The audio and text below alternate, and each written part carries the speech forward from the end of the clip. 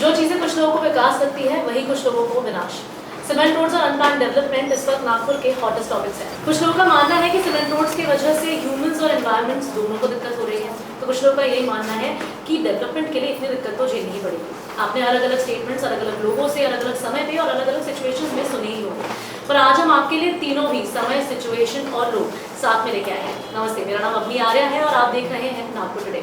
Welcome to the first ever one of a kind debate, जहां हमारे पास 6 knowledgeable panellists हैं जो तीन की 2 टीम्स में पार्टिसिपेट कर रहे हैं। I have the honour of moderating this debate. I am very happy to do so. इस डिबेट में 4 राउंड्स होने वाले हैं। Before I explain the rules, let's have a look at the panelists. Firstly we have Anusuya Kale, who is the president of Swachh foundation. In front of her sitting is Raj Vadankar. He is the director of Aranya Foundation. He is also an environmentalist. Next we have Abhishek Dhawad, who is Maharashtra Pradesh Youth Congress spokesperson. Then we have BJP co-convener ITSL, Shashi Tripathi.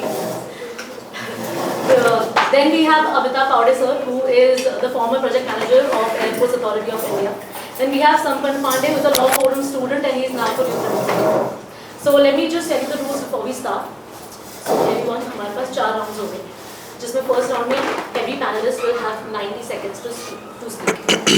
तो 45 seconds पे एक mark रहेगा जहाँ पे हमारा team member bell बजाएगा या clap करेगा, सो you will understand कि हाफ टाइम खत्म हो चुका है। जब 90 सेकंड्स कंप्लीट हो गए, आई विल क्लैप और I will bang the table, so you will understand कि आपका समय खत्म हो चुका है, then you have to stop. Second round में आपने जो भी स्पीच दी है उसमें every panelist here will have an opportunity to ask one question to the other party. It can, अब तीनों क्वेश्चंस एक इंसान के भी डायरेक्ट हो सकते हैं, तीनों एक इंसान के पास भी जा सकते हैं question, but one panelist one question. Third round will be an unmoderated debate. I will leave the panel and you guys can then take over. And fourth round will be public interaction. Before we start, I would like to give these trees to every panelist so that we can start off. Saplings. ठीक है। सबसे पहले तो Nagpur today का धन्यवाद, इनने ये इतना अच्छा आयोजन किया और आप सभी लोग ज्ञानी हैं, पर्यावरण के प्रेमी हैं, इसीलिए एक छोटा सा संदेशा है। पीपल की बातें हम सभी करते हैं। उम्मीद करता हूँ बीजेपी आईटी सेल के तरफ से ये पीपल के पेड़ आप लोग एक्सेप्ट करेंगे और इसे लगाएंगे भी, और जिंदा रहे इसका ध्यान रखेंगे।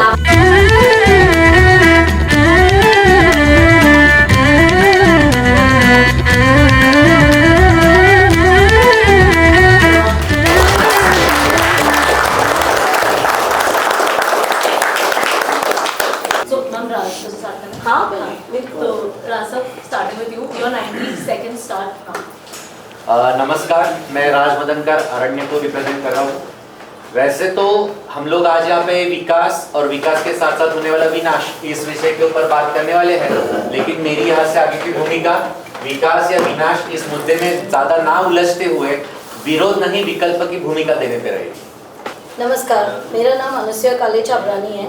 तो मैं आज सिर्फ स्वच्छ फाउंडेशन की तरफ से नहीं तो ग्रीन नागपुर की मेंबर बन के भी रिप्रेजेंट कर रही हूँ। जो हैप्पीनेस डेवलपमेंट नागपुर शहर में चल रहा है या बाकी जगह भी चल रहा है, उसके लिए विकास या विनाश ये तय करने वाले नागरिक ही होते हैं, क्योंकि सबसे ज़्यादा नागरिकों को ही तकलीफ हो रही है। मैं पर्यावरण के क्षेत्र में काम करती हूँ और पर्यावरण अगर हम देखें तो सबसे ज़्यादा आज उसी का नुकसान हो रहा है। तो ये अगर हम बात करें तो विनाश या विकास ये आखिरी में तो होगा, लेकिन मेरे हिसाब से, एक पर्यावरण प्रेमी के हिसाब से, ये विनाश है। जय हिंद, मेरा नाम शिशिर त्रिपाठी है। मैं भाजपा आईटी सेल को यहाँ रिप्रेजेंट कर रहा हूँ। इस कार्यक्रम के आयोजन में नागपुर टुडे को धन्यवाद तो दूंगा कि इन्होंने ये एक कार्यक्रम यहाँ पे पटल पे रखा, पर इसके टाइटल में ही मेरे को डर लगता है, किस प्रकार का विनाश, और अगर विनाश हो रहा है तो कैसा, और हम समाधान का हिस्सा बनना चाहते हैं या समस्या का। मेरा कहना सिर्फ इतना है कि प्रॉब्लम नहीं, सॉल्यूशन का हिस्सा बनिए। चाहे आप किसी भी दल को या किसी भी संगठन को रिप्रेजेंट करते हो, being a citizen of this city, हम लोगों ने सॉल्यूशन पे बात करनी चाहिए, ना कि प्रॉब्लम पे। प्रॉब्लम आइडेंटिफाई करना is the right thing to do, but हम लोग सॉल्यूशन पे बात करेंगे आज। Thank you. नमस्कार, मेरा नाम अभिषेक धवड़ है। मैं महाराष्ट्र प्रदेश यूथ कांग्रेस का प्रवक्ता हूँ। सबसे पहले नागपुर टुडे को मैं धन्यवाद अदा करना चाहूंगा कि उन्होंने इस अहम मुद्दे पर एक डिबेट का आयोजन यहाँ पर किया है। इसी प्रकार मैं आपको ये बताना चाहूंगा कि हमारे पैनल पे काफी लोग ऐसे हैं जो टेक्निकली बहुत साउंड है। इस मुद्दे पर हम जब बात करते हैं तो हम देखेंगे कि सीमेंट रोड्स की 2 भाग है। एक है द प्रोडक्ट इटसेल्फ और दूसरा है कि उसका एडमिनिस्ट्रेशन कैसा होता है। प्रोडक्ट पर बात करने के लिए हमारे पास काफी दिग्गज लोग हैं। यहाँ पर अनु जी है, यहाँ पर अमित जी है हमारे पास में। तो मैं जिस मुद्दे को कवर करूंगा वो रहेगा इसका एडमिनिस्ट्रेशन, कि क्या सीमेंट रोड्स सही तरीके से बन रहे हैं, क्या उनका नियोजन जिस प्रकार से किया जा रहा है वो सही है, और लोगों को अगर कोई परेशानी हो रही है तो किस प्रकार से हम उन समस्याओं का समाधान कर सकते हैं, इस पर हम चर्चा करेंगे। मैं चाहूंगा कि इस डिबेट के माध्यम से आपको एक अच्छी क्लैरिटी अगर इसमें आ जाए तो हमारे पूरे शहर के लिए अच्छी बात रहेगी कि एक नागरिक जागृत रहेगा इसमें। धन्यवाद। नमस्ते, मेरा नाम है संपन्न पांडे, मैं लॉ का छात्र हूँ और इस डिबेट का हिस्सा होना मेरे लिए एक बहुत बड़ी बात है। उसके अलावा as a student, as a young blood, मैं चाहता हूँ कि हम सस्टेनेबल डेवलपमेंट के ऊपर बात करें, ना कि किसी भी एक तरफ या सिर्फ डेवलपमेंट या सिर्फ एनवायरनमेंट की तरफ झुकाव ना रखते हुए हम एक मीडिएटेड पाथ निकालें इसमें से। यही मेरा आज के इस डिबेट में इनपुट रहेगा। धन्यवाद। मैं Amitabh Pawde, former executive engineer, airports authority of India, और फिलहाल मैं एक किसान हूँ। इस देश में फिलहाल पानी की बहुत बड़ी कमी है। 1486 cubic meter per capita availability है। ऐसे इसमें हमारी प्राथमिकताएं क्या होनी चाहिए, पानी या सीमेंट रास्ते या किसान? क्योंकि सबसे बड़ी जो बात है, ये महाराष्ट्र में हम लोग बैठे हुए हैं और महाराष्ट्र आज के दिन में किसानों की आत्महत्याओं से त्रस्त है। तो हमारी प्रायोरिटी क्या होनी चाहिए, प्राधान्य क्या होनी चाहिए? ये एनवायरनमेंट को लेके हम लोग सस्टेनेबल डेवलपमेंट कर सकते हैं या नहीं, इसके ऊपर हम लोग चर्चाएं करें। और ये मैं नागपुर टुडे को बहुत तहे दिल धन्यवाद देना चाहता हूँ कि कम से कम ये बात पे कोई बात तो करना चाहता है। और ये इसी में से, ऐसे ही चर्चाओं में से शायद कोई अच्छा सॉल्यूशन निकले। मेरा एक ही सवाल है कि जब हम लोग विकास को लेकर इतना ज़्यादा अवेयर है, तो ये विकास करते करते कहीं ना कहीं, क्योंकि भारत इतने सालों से बहुत धीमी गति से आगे बढ़ रहा था, हम आगे बढ़ रहे थे ऐसा नहीं है, बहुत धीमी गति से आगे बढ़ रहे थे, परंतु अभी जो एक बड़ा हनुमान गियर लगा हुआ है और जो एक तेज रफ्तार से आगे बढ़ रहे हैं, ये तेज रफ्तार से आगे बढ़ते बढ़ते कहीं ना कहीं कुछ ना कुछ एंटिटीज हैम्पर होने वाली है। क्या हम लोग उसके प्रति बहुत ज्यादा सेंसिटिव होना या थोड़ा सा मॉडरेट हमारा अप्रोच रहे, इसमें हमारी क्या राय है, समय जानना चाहूँगा। किसके लिए है क्वेश्चन? इन्हीं बंद करना। देखिए, प्रगति कर रहा है या नहीं है, क्या कर रहा है? कर्जे बढ़ाने की प्रगति कर रहा है या 80 करोड़ लोगों को अनाज भी खरीदने की ताकत नहीं है, इसमें प्रगति कहूँ, या रुपए के गिरते कीमत को प्रगति कहूँ, या भूख से मरने वाले हम लोगों का जो ग्लोबल हंगर इंडेक्स है 125 देशों में हम लोग 111 पे। ये कब है जब 80 करोड़ लोगों को आप फोकट में अनाज दे रहे, और कितने दिनों के लिए? 1-2 दिन के लिए नहीं दे रहे, 1 महीने के लिए नहीं दे रहे, आप पिछले 3 सालों से और अगले 5 सालों तो 8 सालों तक आप फोकट में अनाज दोगे। मैं किसान का बेटा हूँ, 8 साल यदि आप 80 करोड़ लोगों को फोकट में अनाज दोगे तो मेरा अनाज कौन खरीदेगा बाजार में? इसलिए पूरी कृषि अर्थव्यवस्था डूबी पड़ी हुई है और आत्महत्याओं के कगार पे किसान है।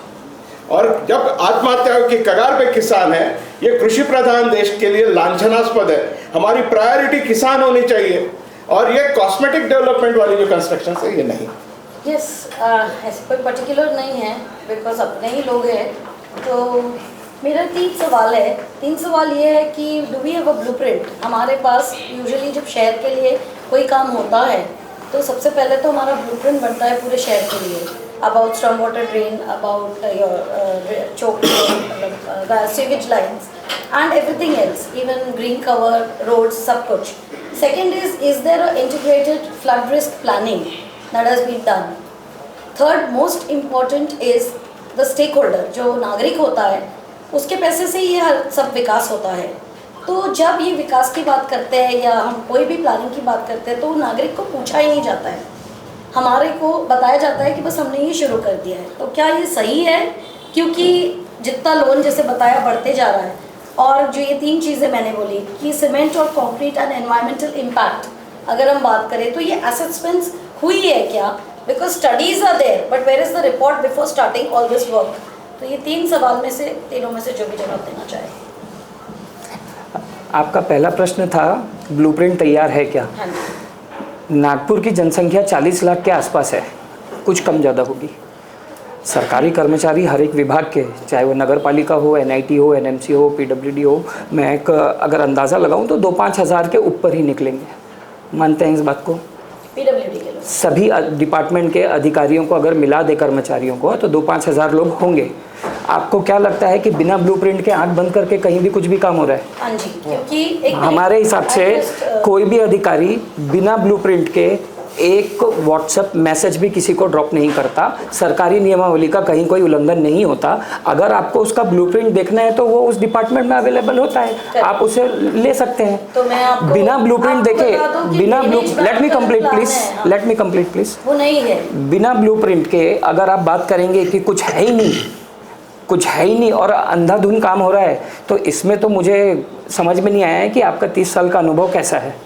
एक प्रश्न आपका दूसरा क्या था?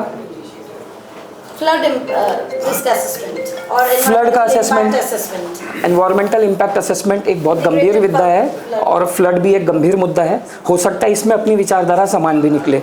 आप भी जानते होंगे कि किसी भी शहर में अगर 44 mm या उसके ऊपर अगर वर्षा हो जाती है तो उसे हम लोग कहते हैं कि ये फ्लड के रेंज में आ चुका है या फ्लड इस शहर में आ चुकी है। कमाल की बात है, बहुत बड़ी कमाल की बात है कि एम्प्रेस इटर्निटी मॉल या झांसी रानी चौक, यहाँ पे जब वर्षा हर साल होती है, यहाँ हर साल नाव निकलती है, हर साल NMC इसमें रेस्क्यू ऑपरेशन करता है, तब मैं किसी बुद्धिजीवी आंदोलनकारियों को नहीं देखता हूँ। लेकिन किसी करोड़पति के घर में सेंट्रल मॉल के बाजू की लेन में, चाहे वो सोया मिल्क वाले गांधी जी हो या कोई और करोड़पति वहाँ रहते हो, उनके घर में पानी घुस गया तो बहुत सारे बुद्धिजीवी एक साथ आ जाते हैं। मुद्दा गंभीर है, लोगों को तकलीफ होती है, पर झांसी रानी पे हुआ तब कोई क्यों नहीं आया? NMC ने तो तब भी काम करी।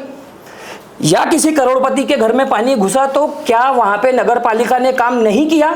अगर नहीं किया तो पानी जादू से सूख गया?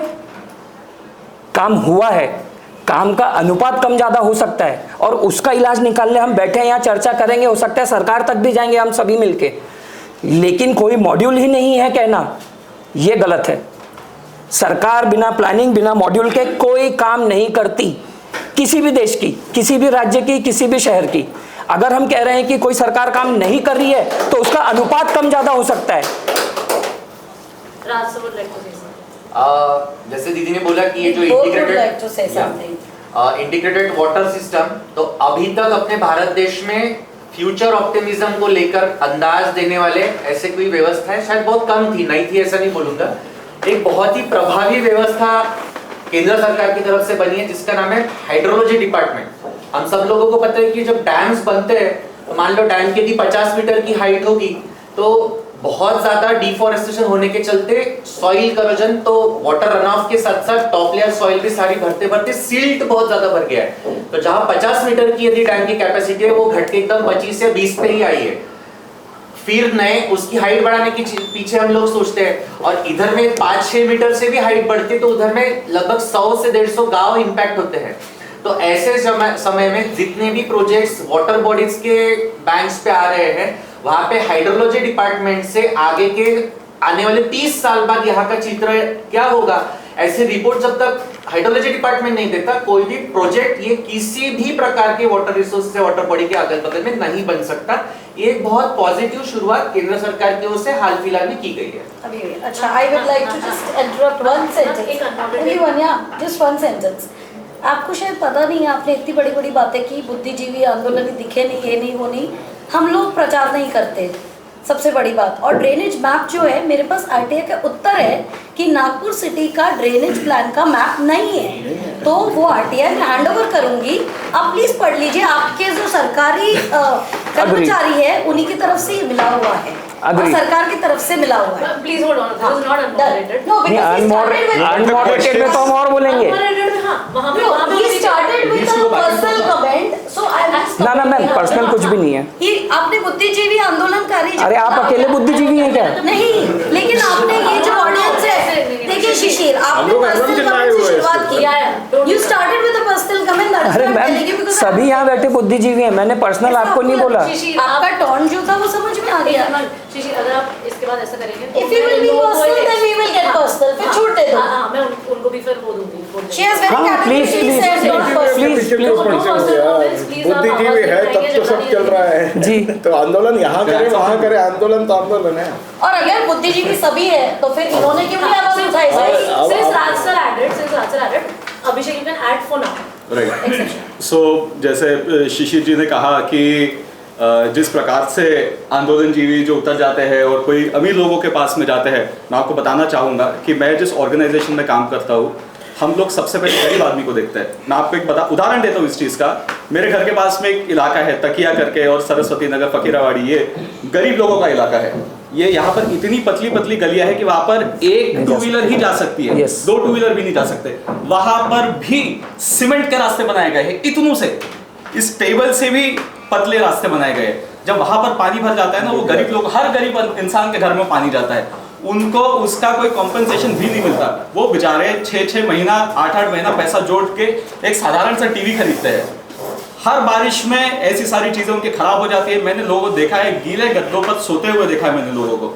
जब हम जाते हैं तो लोग परेशान रहते हैं। किसी की 80 साल की माँ वहाँ पर बीमार रहती है। ये सारी परेशानियाँ है। ऐसा नहीं है कि बस अमीर लोगों के पीछे लोग खड़े होते हैं या कोई गरीब इंसान को भी छोड़ देता है। सबसे ज़्यादा तकलीफ अगर किसी को होती है, अगर मैं आपको बता दूं कि 5 लाख लोगों को आज तकलीफ हो रही है, तो उसमें से 4.5 लाख लोग ऐसे हैं जो गरीब व्यवस्था में रहते हैं। क्योंकि अभी जैसे हमने कहा कि 80 करोड़ लोगों को तो अनाज देती है सरकार। तो अगर ऐसे लोगों को ही तकलीफ हो रही है तो हम उनका ही आवाज उठाएंगे। सबसे पहले मैं आपको ये बताना चाहूंगा। राज्य ने एक और एक चीज कही थी कि प्रगति जिस प्रकार से हो रही है वो थोड़ी स्लो थी पहले, फिर अभी बढ़ गई है। एक ऑफिशियल एक आंकड़ा मैं आपको बता देता हूँ। अगर पिछले 10 साल का आप एवरेज पकड़ ले तो 5.5 मतलब एक्चुअली 5.4% का ग्रोथ क्लॉक किया था आपकी जो सरकार थी उन्होंने, और उसके पहले का जो एवरेज था वो 6.8%। दोनों सरकारों में ऐसा, जैसे सब प्राइम मॉर्गेज क्राइसिस जो आया था 2008-2009 में, और यहाँ पर कोरोना का एक क्राइसिस आया था, ये दोनों क्राइसिस को कंसिडर करते हुए ये आंकड़े आए हैं। तो ऐसा आप नहीं कह सकते कि यहाँ पर प्रगति नहीं हुई है। ठीक है, कुछ कम ज़्यादा तो मैं मानता हूँ कि कोई बहुत सारी ऐसी चीज़ें हैं जहाँ पर हम कुछ बेहतर कर सकते थे या आप कुछ बेहतर कर सकते थे। वो एक डिबेट का ही विषय है। और बस इतनी अपनी बात। This one question was an exception. अभी ये moderated रहेगा and the question will be directed to one person. अब ऐसा नहीं बोल सकते कि तीनों में से कोई भी आंसर। आपका क्वेश्चन है शशि? नहीं, हाँ, मैं अभिषेक जी को बोलूँगा। अभिषेक जी ने बहुत अच्छा मुद्दा उठाया तकिया एरिया का, और मैं इनकी बातों से समर्थन में हाँ बोलूँगा। कारण सारी बातें सही हैं आपकी कही हुई। आपने काम किया होगा, ये भी मेरे को मानना है। इनफैक्ट मैंने आपका इंस्टाग्राम प्रोफाइल देखा, आपने बहुत अच्छा काम किया है। आपने वो वर्धा रोड पे एक आंदोलन किया था, सड़क पे गड्ढे थे जिसका, वो बहुत अच्छा आंदोलन था, उसकी आवश्यकता थी। अब अगर तकिया की बात करें तो जिस प्रकार से आपने काम किया है उसी प्रकार से हमने भी वहाँ तकिया में काम किया है। तकिया एरिया में हमने एक वंदे मातरम स्वास्थ्य केंद्र अस्पताल तक बनाया है। ठीक है, अब वंदे मातरम स्वास्थ्य अस्पताल वहाँ पे गरीबों के लिए मुफ्त में इलाज या नॉमिनल 5 रुपये में इलाज करवाते हैं वहाँ पे लोग। ये व्यवस्था की हुई है। अब तकिया में पानी भर रहा है या गली में सीमेंट रोड है, सबसे पहले तो हम एक ये निर्धारित कर लेते हैं कि आज के विषय पे किस हद तक चर्चा करनी है। या तो सीमेंट रोड पे कर लेते हैं या किसने काम किया इस पे कर लेते हैं। ठीक है, तो तकिया पे या फिर शहर के किसी भी हिस्से में सीमेंट रोड पे बात करनी है या पानी पे बात करनी है, आप ये बता दीजिए मुझे, तो मैं वैसा प्रश्न रखता हूँ। देखिए, दोनों कनेक्टेड चीजें हैं। सीमेंट रोड की वजह से ही अल्टीमेटली जो वाटर लॉगिंग जो है वो सीमेंट रोड्स की वजह से हो रही है और वो बढ़ रही है उस चीज़ की वजह से। So both of these are interconnected, environment भी उसी का ही है। अग्री, ठीक है। अब आप दोनों के प्रश्न जो हैं वो सिमिलर जाते हैं। मैडम का तीसरा प्रश्न जो था, जो आरटीआई वाली मैडम ने बात करी कि कोई प्लान नहीं है, ये भी कहीं ना कहीं सच है। कारण उसका क्या है कि गुलाम भारत में 1943 में ब्रिटिश सरकार ने यहाँ पे पानी की पाइपलाइनें डाली थी, उसके बाद इस पर काम नहीं हुआ, ये सच बात है। ठीक है, और हाँ, क्वेश्चन पे ही आ रहा हूँ मैडम। ठीक है, ओपिनियन नहीं है, ये फैक्ट है। मैडम ने सही कहा है, मैडम ने सही कहा है, इसका ब्लूप्रिंट नहीं है। ठीक है, अब ब्लूप्रिंट नहीं होने के बाद अब जब हमारे पास यंत्रणाएं बढ़ रही हैं तो डेजिग्नेटेड जो एरिया जहाँ पे समस्या ज़्यादा है वहाँ पे पानी के पाइपलाइन का काम भी सरकार कर रही है। ठीक है, प्रश्न मेरा ये उठता है कि क्या एक साथ पानी की पाइपलाइन का काम करने से एक साथ पानी का पाइपलाइन का काम करना शहर में संभव है क्या? दूसरा प्रश्न, सीमेंट रोड से पानी बढ़ रहा है या पानी की पाइपलाइन से पानी की समस्या आ रही है, आप ये बता दीजिए। हमारे अनुसार सीमेंट रोड के लेवल डिफरेंस से कुछ हद तक प्रभाव पड़ता है, जो कि सच बात है, पर पानी का समस्या एक नेचुरल आपदा में भी आता है जब 44 सेंटीमीटर या उसके ऊपर बारिश हो रही है तो, और दूसरा पानी की पाइपलाइन के कारण या चौकेज लाइन और स्टॉर्म लाइन जो है उसके कारण है, ना कि सीमेंट रोड के कारण पूर्णतः। प्रश्न यह है कि cement road is not the problem is पानी का पाइपलाइन। देखिए मैं आपको बता देता हूँ, सीमेंट रोड्स, सबसे पहली बात जो मैंने इससे पहले भी कही थी कि मेरा ध्यान एडमिनिस्ट्रेशन की तरफ भी रहेगा कि किस प्रकार से वो बनाया जा रहा है। हाँ। ठीक है। दूसरी ये चीज़ है कि नॉर्म्स भी यहाँ पर बीच में भी हाईकोर्ट ने भी कहा था कि जहाँ ज़रूरत नहीं है सीमेंट रोड्स की, वहाँ पर क्यों सीमेंट रोड्स बनाए जा रहे हैं। नेशनल हाईवेज है जहाँ पर बहुत ज़्यादा ट्रैफिक कंजेशन है, वो एरियाज में आप बार बार रोड्स नहीं बना सकते, तो इसलिए आप वहाँ पर सीमेंट रोड्स बना सकते हैं। लेकिन क्या पतली पतली गलियों में जहाँ पर लोगों के घर लगे हुए, वहाँ पर आप सीमेंट रोड बना सकते हैं क्या, और क्या आपको सच में ज़रूरत है क्या, वो एक बहुत बड़ा विषय है। दूसरी बात यह है कि जिस तरीके से सीमेंट रोड बनाए जा रहे हैं उसका जो अर्थवर्क है, जरूरी अर्थवर्क जो है वो नहीं किया जा रहा है। उस चीज की वजह से क्या होता है कि जो रास्ता है वो 2 फुट ऊपर रहता है, उसकी वजह से पानी जो है लोगों के घरों में जाता है। ठीक है, तो ये जो है ये अनप्लान्ड ही है, ये कोई प्लानिंग के साथ नहीं किया गया है। मैं आपको एक और चीज बताता हूँ कि बड़े बड़े नेता आकर कहते हैं कि ये सीमेंट रोड 100 साल चलेंगे, 200 साल चलेंगे। देखिए ना, आप या मैं, यहाँ पर कोई 100 साल जीने नहीं वाला है, कोई देखने नहीं वाला है वो चीज़ को। लेकिन जो हम अभी देख रहे हैं कि सीमेंट रोड पर आ रहे हैं क्रैक्स। अब ठीक है, एक टेक्निकल पॉइंट ऑफ व्यू से अगर आप बोलो कि थर्मल क्रैक्स है अगर, लेकिन thermal cracks ultimately lead to cracks आ रहे हैं, अग्रीड। ठीक है, तो ये और नॉर्मली मैं आपको बताता हूँ कि सीमेंट रोड्स की लाइफ जो रहती है वो 20 से 25 साल ही एडमिनिस्ट्रेड है। 100 साल वाली बात है, ये बहुत बड़ी बात है। उसमें अब किस प्रकार का मटेरियल यूज कर रहे हैं, even that is very questionable. उस तरीके से बताया जो सर ने कहा भी कि किस प्रकार से वो करनी चाहिए, उस तरीके से बिल्कुल भी हो नहीं रही है चीजें। और मैं आपको बता देता हूँ, चलिए अगर कल को जाके 30 साल तक आपके सीमेंट रोड बन भी जाते हैं, लेकिन क्या उसके नीचे की ड्रेनेज की जो व्यवस्था है क्या वो 30 साल चलेगी? हमें तो उस प्रकार से तैयारी करनी पड़ेगी ना कि अगले 30 साल तक मुझे इस ड्रेनेज की व्यवस्था के बारे में नहीं सोचना पड़ेगा। आज जो हिस्से पर 4 लोग पहले जहां पर 4 लोग रहते थे कोई हिस्से में, आज वहीं पर 12 लोग 15 लोग रहते हैं। तो इस चीज की वजह से ड्रेनेज पर लोड बहुत आ गया है। ठीक है, तो ये चीज क्यों हुई है? क्योंकि कोई ना कहीं हमने एक अनप्लान तरीके से काम किया है और इसको सुधारने की जरूरत है। लेकिन सुधारेंगे भी हम कैसे, तो that needs to be plan, ये मेरा कहना है। एक्चुअली मेरा बहुत सिंपल एक क्वेश्चन रहेगा, मैं संपन्न को पूछना चाहूँगा। Sampann, you are a law student, आप यंग हो। Yes. और कैसे ये उम्र में आपके ओपिनियंस भी फॉर्म हो रहे हैं, आप सारी चीज़ें देख रहे हो, बारीकी से देखते हो चीज़ें, तो एक जनरल आपको एक टेक्निकल ऑडिट क्या रहता है, कैसा रहता है, आपको उसके बारे में तो एक अंदाज़ा होगा ही। तो मैं कुछ टेक्निकल क्वेश्चन नहीं पूछ रहा हूँ आपको, मैं बस ये पूछ रहा हूँ कि जब आप देखते हैं, बीइंग अ लॉ स्टूडेंट, जब आप देखते हैं कि जो ठेकेदार रहता है उसकी कोई लीगल अकाउंटेबिलिटी नहीं होती है। जैसे कोई अगर कुछ गलत काम कर रहा है तो कोई किसी के पीछे जाता नहीं है, वो ठेकेदार अपना पैसा कमा के वहाँ से निकल जाता है। वो जब आप देखते हैं, या आप जब देखते हैं कि कोई व्यक्ति गलत काम करने के बाद जुडिशियल सिस्टम को एस्केप कर रहा है, तो इस प्रकार जब ऐसी कोई चीज़ें होती है तो आपका क्या उस पर राय, आपकी क्या राय है इस पर, मैं आप जानना चाहूँगा। Do you think the system should change, और अगर चाहते हैं तो किस प्रकार से? I think the system has already changed. First of all the thing is that पहले के समय पे जो कॉन्ट्रैक्टर्स थे उन्हें डायरेक्टली टेंडर्स अलॉट कर दिए जाते थे। अब अगर हम हायरार्की के हिसाब से जाएं तो टेंडर्स ऐसे निकलते हैं तो वो कई सारे जो लोकली स्टैट्यूटरी बॉडीज़ हैं, जैसे NIT है, NMC है, उनके थ्रू ये सारी चीज़ें जाती है। PWD डिपार्टमेंट है, उनके ये सारे जो ऑफिसर्स हैं कहीं ना कहीं ये भी फिर उस करप्शन का हिस्सा है। और ये सारे जो गवर्नमेंट ऑफिशियल्स हैं वो कितने समय से और किस समय से अपॉइंटेड है। तो अगर हम एक एवरेज निकाले, जैसा शिशिर भैया ने पिछले क्वेश्चन में उनके आंसर में कहा कि करीब 2 से 2,500 कर्मचारी होंगे मिनिमम हम पकड़ के चलते हैं। तो इन सारों का अगर हम एक जनरल एक एवरेज एज निकाले तो they are currently the officers who are the authorities to assign this is in a age limit of no I'm coming to the question, I'm coming through a hierarchy. So the thing is that ये जो सारे appointed officers हैं ये किस tenure में appoint हुए और ये किस समय पे अपॉइंट हुए और उन्हें करप्शन की आदत कहाँ से लगी, even that is a point of discussion. Now second चीज़, ये क्यों, ये कैसे होना चाहिए, इसके लिए ये अकाउंटेबिलिटी हो, इसके लिए कई सारी अलग अलग स्टैट्यूटरी बॉडीज़ बनाई गई और उसके बाद में उनको स्ट्रेंथन भी किया गया। अगर कोई कॉन्ट्रैक्टर किसी भी करप्शन चार्जेस में पकड़ा जाता है या किसी भी तरीके के ऑडिट्स में उन्हें पकड़ा जाता है तो ईडी, सीबीआई और इनके जैसी कई सारी स्टैट्यूटरी बॉडीज़ हैं जो कि सिर्फ पॉलिटिशियंस पर नहीं पर कॉन्ट्रैक्टर्स और ऐसे लोगों पर भी एक्शंस लेते हैं। आपको बताना चाहूँगा ईडी सीबीआई 95% केसेस जो करती है वो ऑपोजिशन पे करती है, but he is actually wrong on a lot of things. Okay, but unmoderated. चलो ठीक। You the fee is actually wrong. It's your question, Sampan.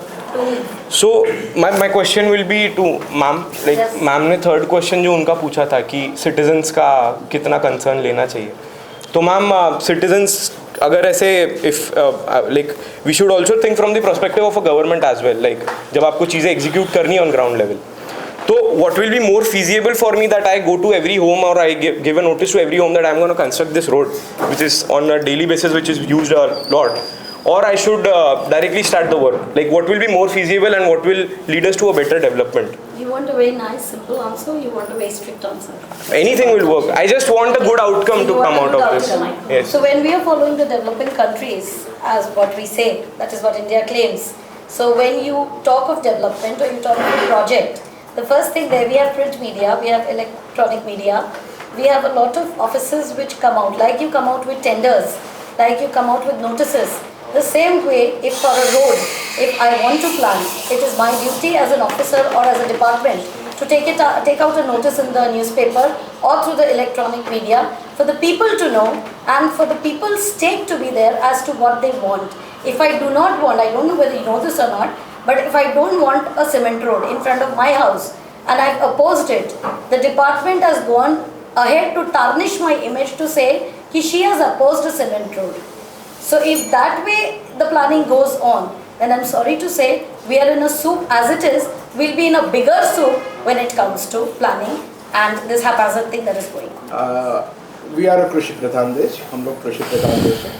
इसमें किसान महत्वपूर्ण है, पानी महत्वपूर्ण है, एनवायरनमेंट महत्वपूर्ण है, या ग्लोबल वार्मिंग करने वाले थिक सीमेंट रोड्स, बिना ड्रेनेज के फ्लड्स, और जो आप 44 सेंटीमीटर की कह रहे हैं ना, 44 सेंटीमीटर इतना होता है और हमारा नागपुर शहर इतने से पानी में 80 मिलीमीटर में डूबा है, 440 मिलीमीटर में नहीं, 80 मिलीमीटर में जो शहर डूबता है वो, और जो गुलाम भारत की आप करते हो तो जियोलॉजिकल सर्वे ऑफ इंडिया का 0 माइल जो है यही है, वो लोगों ने सर्वे करके कंटूर्स दिए हुए हैं आपको। अब नागपुर यूनिवर्सिटी अब पढ़ लीजिए, ऐसे नहीं कि डेटा नहीं है, डेटा है लेकिन इच्छा शक्ति नहीं है। और यही है, नहीं ये कोई पक्षीय डिबेट नहीं है, it's matter of our city और नेशन। और सबसे बड़ी बात, Sir, please question. हाँ, yeah my question is what should be our priority, water, environment और ग्लोबल वार्मिंग करने वाले सीमेंट रोड? सर किससे है ये प्रश्न? एनवायरमेंटलिस्ट। जैसे कि सर आपने बोला कि roads are leading global warming, मैं कहना चाहूँगा कि सारे इंफ्रास्ट्रक्चर में रोड ये केवल 15 से 16% ही है। कोई भी रोड हो तो गर्म तो करेगा। सीमेंट फैक्ट्रीज, सीमेंट जब भी बनता है, जिस फैक्ट्री में बनता है वहाँ पे भी उसको बहुत हाई टेम्परेचर पे बनाया जाता है। डामर रोड भी, लेकिन डामर रोड का जो मेंटेनेंस निकलता है बहुत ज़्यादा फ्रीक्वेंटली आता है, वेयरएज सीमेंट रोड का शायद थोड़ा सा लंबे ड्यूरेबिलिटी के बाद में आएगा। तो ग्लोबल वार्मिंग के लिए केवल रोड्स ही रिस्पॉन्सिबल है ऐसा मैं नहीं कहना चाहूँगा। मुझे प्रायोरिटी क्या होनी चाहिए? मैं I asked about the priorities. Yes, so priority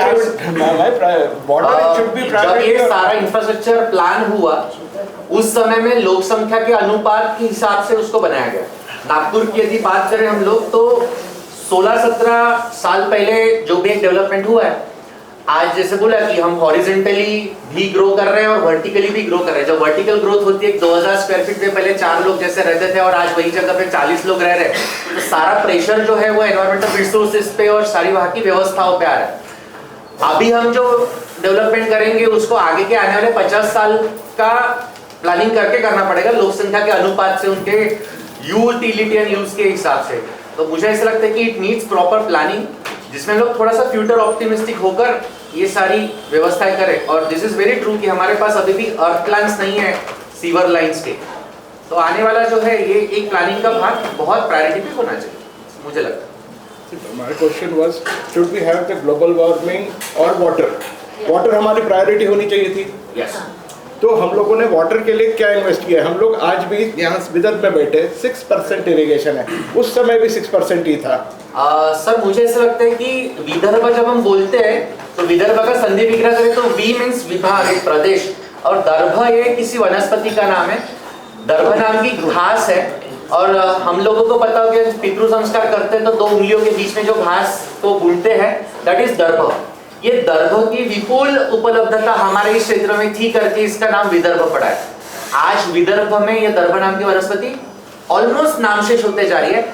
इस वनस्पति की खासियत है कि ये वनस्पति केवल बैकवाटर्स या दलदल की जगह पे ही बढ़ती है, यानी इसका मतलब ये भी है कि हमारे यहाँ पे पानी बहुत विपुल मात्रा में था, लेकिन अभी हम लोग जैसे पूरा नागपुर बसॉल्ट खड़क पे बैठा हुआ है, ब्लैक कॉटन सॉइल है, it needs lot of water, आजू बाजू में नदियां है, सिंचाई की व्यवस्था, ये सारे मुद्दे शायद वाटर हमारी प्रायोरिटी होनी भी चाहिए, तो मुझे लगता है। Where on the top of that Nagpur is surrounded 11 wild life sanctuaries, तो पानी हमारे पास है, बस हम उसका इस्तेमाल ढंग से नहीं कर पा रहे, क्योंकि नागपुर शहर I'll not ask.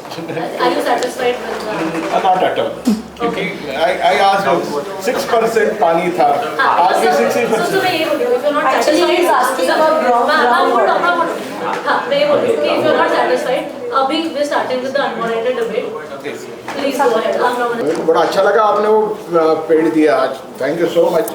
कि पर्यावरण के बारे में बीजेपी सोचने लगी है, आई शुड थैंक यू। लेकिन ग्राउंड रियलिटी क्या है भाई? आप फॉरेन डायरेक्ट इन्वेस्टमेंट से भीख मांग के डॉलर्स ले आओ ये इन्वेस्टमेंट के लिए, अभी जैसे रोड के लिए लाए हो आपने IMF से, वर्ल्ड बैंक से, भीख मांगना ही है। We could not generate that capital to invest in our nation, और इसका रिपरकशन हम लोगों के रुपए गिरने में होता है, उसमें कोई बड़ी लॉजिकल बात करने की मेरे को जरूरत नहीं है। और जब रुपया गिरता है तो दुनिया में या देश में महंगाई बढ़ती है। अभी ये हम लोगों का यानी जो स्ट्रेंथ है वो क्या है कृषि प्रधान देश में, कि किसी भी देश की संपत्ति बढ़ती कैसी है भाई? एक दाना जब बोता हूँ और 1000 दाने जब हार्वेस्ट करता हूँ तो 1000 गुना मैं संपत्ति इस देश की बढ़ाता हूँ। अब ये प्रायोरिटी होनी चाहिए, मैं अपनी संपत्ति बढ़ा के कैपिटल बढ़ाऊं या कर्जा ला के सीमेंट रोड डालूं। और सीमेंट रोड आप कहते हो कि इतने से एरिया नहीं भाई, हम सीमेंट रोड के लिए पहले सीमेंट बनाने के लिए पहाड़ खोदते हैं, उसका पूरा पर्यावरण डिस्ट्रॉय करते हैं, उसमें से पत्थर निकालेंगे और उसके बाद में उसको क्रश करने के लिए प्रचंड बड़ी एनर्जी करेंगे, उसके लिए कोयला जलाएंगे, फिर नदियों को पूरा नंगा कर देंगे सैंड खींच खींच के। आप कैसे कहते हो कि ये सिर्फ इतना सा एरिया? अरे भाई रात को 12 बजे नागपुर में निकलो, सीमेंट रोड आपको जीने नहीं देता है। और आप सोच लीजिए कि ये सीमेंट रोड डालते समय आपने जब स्टॉर्म वाटर ड्रेनेज का कोई दिया नहीं हुआ है और सबसॉइल में पानी नहीं जाएगा तो ये पृथ्वी ठंड कैसे होगी? सर मुझे ऐसा लगता है कि जैसे मैंने बोला कि ये इंफ्रास्ट्रक्चर का रोड्स इज जस्ट 15 से 17% ही है, लेकिन हमारे घर भी तो सारे सीमेंट से बन रहे हैं। सरकार का स्टेकिंग सिर्फ रोड्स पे है। Are we talking about our houses? हम हमारी सारी रहने की व्यवस्था है भी उसमें सीमेंट तो पूरे तरह से इस्तेमाल हो रहा है। जब कंस्ट्रक्शन करते हो तो आपने कारपोरेशन में यहाँ रेन वाटर हार्वेस्टिंग कंपलसरी किया है, उसमें 20% एरिया ग्रीनरी के लिए भी रखा गया है। और पुराने घरों में जितनी भी कंपाउंड वॉल्स रहती थी उसके बाहर भी 4 फुट और अंदर भी 4 फुट जगह केवल ट्रीज लगाने के लिए छोड़ा करते थे। आज पार्किंग के लिए तो कहीं ना कहीं सरकार के ऊपर सारे दोष नहीं डाल सकते, हम भी तो सारा इस्तेमाल बहुत ज्यादा पैगाम। सॉरी मैं आपको भी इंटरप्ट करूंगा सर, इतने ज्ञानी है कि हमारी सारी बातें इनके आगे शायद कम पड़ सकती हैं, लेकिन मैं यूनाइटेड नेशन वेबसाइट पे कुछ डिटेल्स पढ़ रहा था। तो United Nation Industrial Development Organization GCCA के साथ कोलैबोरेशन हुआ है। इसमें वैश्विक पटल पर सीमेंट रोड को पूरी दुनिया ने एक्सेप्ट किया है कि ये डामर रोड से कम प्रदूषण उत्पन्न करती हैं। चाइना के अलावा दुनिया के 80 देश और 80 कंपनियां मेरे ख्याल से सीमेंट प्रोडक्शन वाली इसमें इंक्लूड है, एक्सेप्ट चाइना। तो चाइना का माल बिकना सीमेंट बंद हो गया। जब चाइना का सीमेंट का माल बिकना बंद हो गया तो क्या पता शायद चाइना ने किसी को पैसा देके सीमेंट रोड का विरोध करो जहां हमारा माल नहीं बिक रहा, ये किया हो। इस पे भी एक जांच बैठना चाहिए, ये भी एक यक्ष प्रश्न बनता है। क्यों चाइना की सीमेंट बंद हो जा रही है, चाइना की सीमेंट नहीं बिक रही है, यूनाइटेड नेशन उसका विरोध कर रहा है, तो भारत में सीमेंट रोड पर विरोध शुरू हो जाता है। शिशिर आपके सीमेंट रोड बनने से 1.5% पोल्यूशन कम होगा मैडम। 1.5% ग्लोबल इंडेक्स हीट कम होगी मैडम। उसके लिए मैं भी आपके लिए एक रिपोर्ट पढ़ना चाहूंगी। As a material that creates the majority of the world's bridges, roads, dam and construction, concrete releases an extreme amount of CO2 each year. It's the highest consumed product on earth besides water. Okay? Until the overall emissions. Hydrogen sulphide कुछ नहीं है। पूरा सुन लो। डामर road बनाने के लिए hydrogen sulphide उत्पन्न होती है, वो कुछ नहीं है। और ये बात कर रही है, इन्होंने शहर के नूतनीकरण में ऐसे पौधे लगाए हैं जो कार्बन डाइऑक्साइड कंज्यूम नहीं करता। इन्होंने शहर नूतनीकरण में ऐसे पौधे लगाए हैं जो 24 घंटा कार्बन डाइऑक्साइड रिलीज करता है। अगर नूतनीकरण के नाम पे इन्होंने नहीं, आपने नूतनीकरण के नाम पे मैडम ने जो पौधे लगाए हैं नागपुर शहर में, वो कार्बन डाइऑक्साइड 24 घंटा रिलीज करते हैं। अच्छा। इन्होंने पीपल के पेड़ भी लगाए हैं, ऐसा नहीं है। मैडम का काम बहुत अच्छा है, मैडम ने हर प्रकार के पेड़ लगाए हैं, पर इन्होंने मैक्सिमम ऐसे पौधे लगाए जो कार्बन डाइऑक्साइड 24 घंटा रिलीज करती है। तो भैया हमने पीपल का पेड़ इसीलिए लाया है कि आप ऐसे पेड़ मत लगाओ। शिशिर, सबसे पहले तो मैं आपको बता दूं कि हमने जो पेड़ लगाए हैं अभी तक के, वो सारे जो है नेटिव स्पीसीज के पेड़ है। शायद आपको पता नहीं। एक मिनट सुन लो, हमारे पास भी रिकॉर्ड है। चिल्लाने की बजाय सुन लो पहले। मैडम हमारे पास भी रिकॉर्ड है। बिल्कुल, तो मैं तो आपको साइड पे ले जाने की बात कर रही हूँ ना, रिकॉर्ड की बात है। चलेंगे, चलिए ना।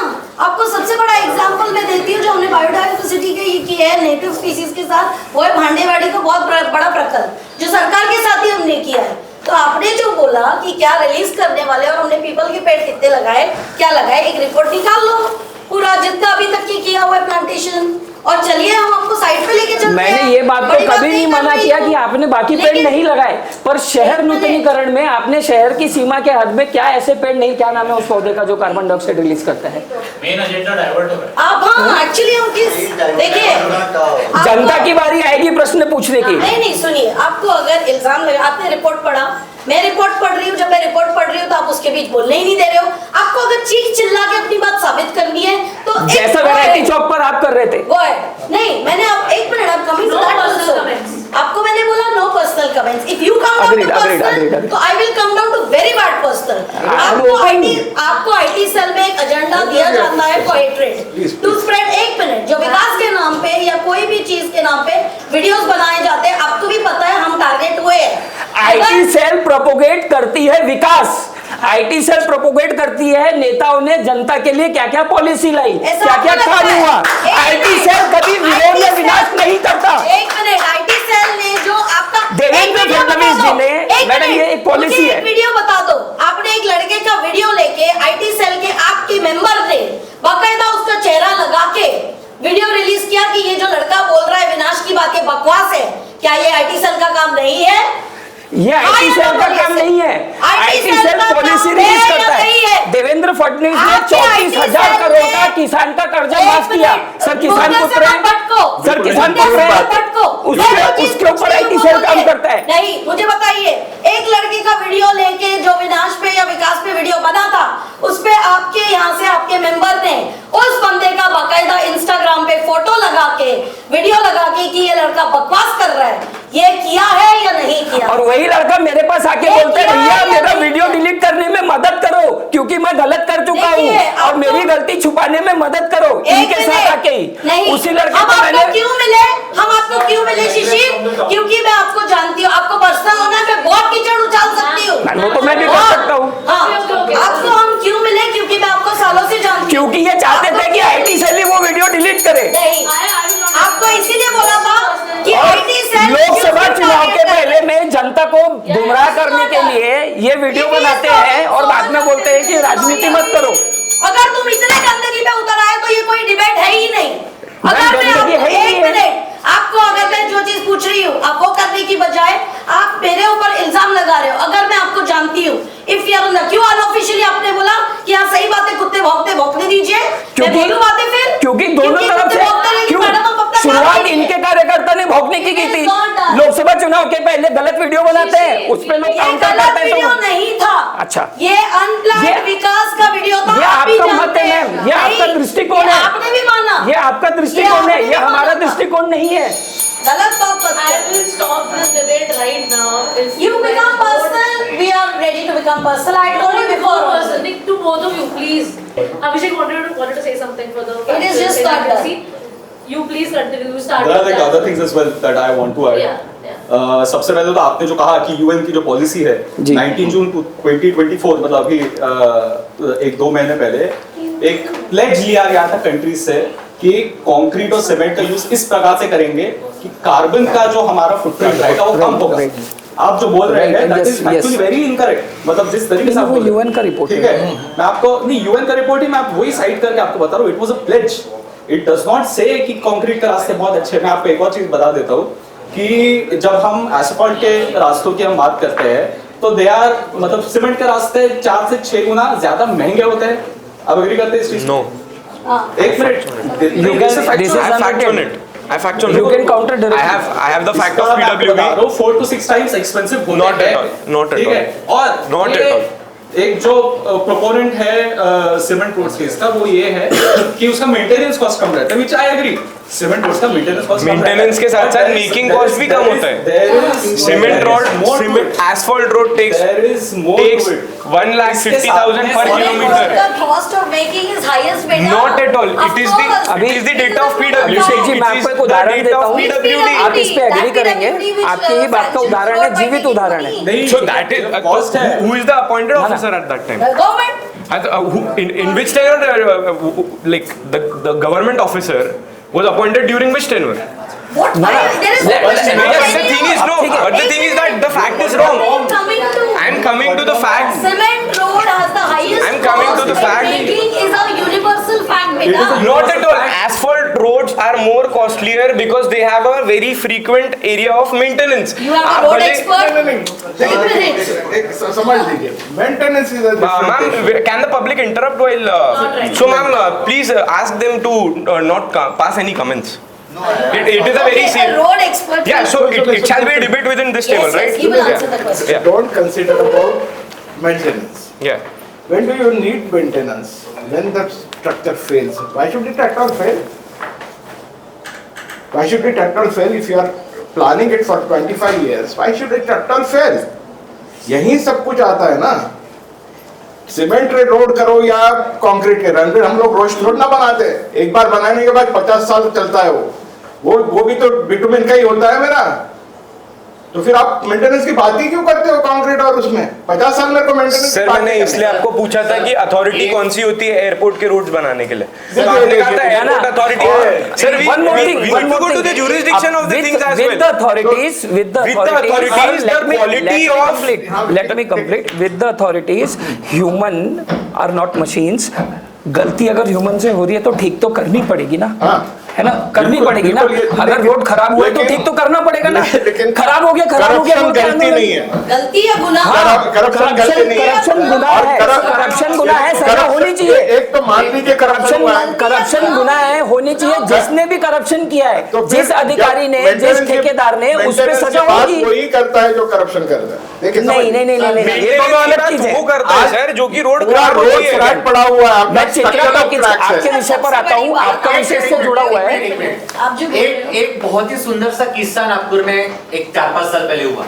एक बहुत ही वाइब्रेंट सा आईएएस ऑफिसर नागपुर में अपॉइंट किया गया। हम सब जानते हैं, तुकाराम मुंडे उनका नाम था। जैसे सर ने बोला कि मेंटेनेंस, जब डामर के रोड थे क्या तब नालियां नहीं थी नागपुर में? तब भी नालियां थी। अब सीमेंट के रोड बने, अब नालियां नहीं है, अभी भी नालियां और गटार है। तुकाराम मुंडे जी आए और उन्होंने बोला कि ये जो आदमी हर बार वो गटार में घुस के और सारा काला मल मूत्र और जो एक्सक्रीटा रहता है वो बाहर निकलता है और ये नालियां साफ करता है, ह्यूमन राइट्स की एक कोई उनके पास रिपोर्ट गई और उन्होंने बोला कि नहीं, इस आदमी ने क्यों इतनी तकलीफ सहनी चाहिए, हम लोग ये मैन्युअल क्लीनिंग की प्रोसेस टोटली बंद करते हैं। उन्होंने एक पब्लिक हेल्थ इंजीनियरिंग PHE नाम का एक डिपार्टमेंट महानगर पालिका में खोला, जिसके तहत बोला कोई आदमी गटर में नहीं उतरेगा, हम लोग मशीन्स के सहायता से ये सारी क्लीनिंग प्रोसेस पूरी करेंगे। तुकाराम जी के ये निर्णय के बाद में हुआ ऐसे कि नागपुर में मैंने तो भी वो मशीन से 1-2 बार ही देखी, वो रेगुलर बेसिस पे काम नहीं कर रही है। सिर्फ हम लोगों को नदी क्लीन होते हुए दिखती है, लेकिन ये नालियां मशीन की सहायता से काम करते हुए नहीं दिखती। ना आज हमारी नालियां साफ करने के लिए मैन्युअल सिस्टम खड़ा है, ना मशीन सिस्टम खड़ा है। ये बहुत बड़ा फॉल्ट है। कोई एक अधिकारी आता है, एक पॉलिसी लाद कर चला जाता है हमारे एडमिनिस्ट्रेशन पे, ये PHE डिपार्टमेंट सवालों के कटघरे में खड़ा रहता है, जिसके कारण इतना पानी, रोड्स के कारण घर में पानी घुसता है। ये तो हम साफ तरीके से बोल ही नहीं सकते। पानी इसलिए भरा क्योंकि वहां पे सारा कचरा भरा गया और ये PHE जहाँ पे आपके जो रोड्स के कारण पानी नहीं भरा, रोड इसके आपका कुछ कहना है examples कि रोड के कारण नहीं नालियां साफ नहीं हुई। Ma'am, one more हमारी thing, सफाई I would जो like to ask- periodically होनी Yes, चाहिए, yes, नालियों स्टॉर्म की वाटर Sure. ड्रेन अलग है, Sure. सीवेज ड्रेन Yeah, अलग है। sure. सीवर क्लीन्स नहीं किए स्टॉर्म गए। वाटर तो ड्रेनेज देखिए, से आप पानी जो बात कर रहे हैं कि ये नहीं होगा, इसका एक बहुत बड़ा उदाहरण है जो सीमेंट रोड सबसे ज्यादा पानी ये रोड पे है। सीमेंट रोड्स का जो इशू है, आप भी जो बात देखिए। कर रहे हैं। कितना पानी है रोड पे? मैं रोड शिशिर थोड़ा दिमाग से बात कीजिए। ठीक है। सो संपन्न, लास्ट राउंड में there were a few things जो मुझे ऐसा लगा कि आपने फैक्चुअली थोड़ी इनकरेक्ट कही। Yes. और सबसे पहली चीज तो ये है कि जो सीमेंट रोड्स जो हमारे हैं वो कुछ नहीं तो 4 से 6 गुना ज्यादा एक्सपेंसिव है कॉस्ट ऑफ कंस्ट्रक्शन के हिसाब से बोल रहा हूँ, बस cost of construction. I agree कि मेंटेनेंस की जब बात आती है तो एस्फल्ट रोड्स का maintenance cost is higher than the concrete roads, but एक एडेड कॉस्ट मैं आपको बता रहा हूँ। देखिए, ये जो सीमेंट रोड्स है इनके वजह से जो कुछ कॉस्ट बेयर करने पड़ते हैं वो क्या है वो भी आपको समझना बहुत जरूरी है। उसके वजह से लोगों के घरों में पानी घुस रहा है, उसमें लोगों का हर घर में लाखों का नुकसान होता है। ये एक, लोगों की गाड़ियां खराब हो रही है, लोगों के जो इलेक्ट्रॉनिक्स है वो खराब हो रहे हैं, घर की जो चीजें हैं वो सारी खराब होती है, वो एक चीज। उसके बाद में प्रशासन को जो खर्च करना पड़ता है पैसा डैमेज कंट्रोल के लिए, वो भी एक एडेड कॉस्ट है उसमें। फिर बाद में जो प्रशासन को डैमेजेस के लिए पैसा देना पड़ता है वो भी एक कॉस्ट है। तो इट्स नॉट अबाउट कि बस 4 से 6 गुना महंगा है, बट उसका कॉस्ट जो है, ठीक है चलिए आप अगर बोल भी देंगे कि जो मेंटेनेंस का कॉस्ट है वो भी जो डांबर के रास्ते हैं उनमें आप जोड़ दीजिए। अगर हमने उसको जोड़ भी दिया तो एक 10 करोड़ का जो रास्ता है और सीमेंट रोड में वही 60 करोड़ का बनेगा। 50 करोड़ का मेंटेनेंस नहीं करेंगे कभी, है ना? 50 करोड़ का मेंटेनेंस कर ही नहीं सकते आप। तो ये आप एक फैक्चुअली उसको एक देख लीजिए। प्लस सीमेंट रोड्स की वजह से क्या होता है कि देयर इज दिस कॉन्सेप्ट कि अर्बन हीट आइलैंड इफेक्ट बोलते हैं उसको।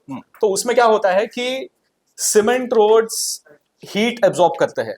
उस हीट के वजह से जो शहर का जो तापमान रहता है, जो टेम्परेचर रहता है, उसमें नागपुर में 2 डिग्री का फर्क आया है। पहले ही हम नागपुर जैसे शहर में हम हाई 40s में हमारा ये चलता है टेम्परेचर नॉर्मली समर्स में, उसमें भी अगर आप 2% की अगर वृद्धि करेंगे, एक चीज बस मैं पूछ रहा तो हूँ, उससे आप देखिए Uncensored है। Actually afford that. 2% सिर्फ सीमेंट रोड बनाने से हुआ है?